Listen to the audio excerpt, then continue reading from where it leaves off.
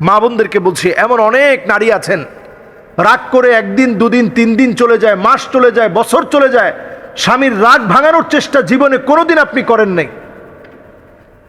স্বামী সারাদিন কষ্ট করে আপনার রাগ ভাঙানোর চেষ্টা করে, আপনি কোনোদিন স্বামীর রাগ ভাঙানোর চেষ্টা করেন নাই। স্বামীর রাগ ভাঙানোর চেষ্টা যারা করবে, সাদাকা হবে, সাদাকা হবে। দান সৎকা করলে যেমন সওয়াব হয়, স্বামীর রাগ ভাঙানোর চেষ্টা করা এটা সাদকা। কিন্তু আমরা স্বামীর রাগ ভাঙানোর চেষ্টা করি না।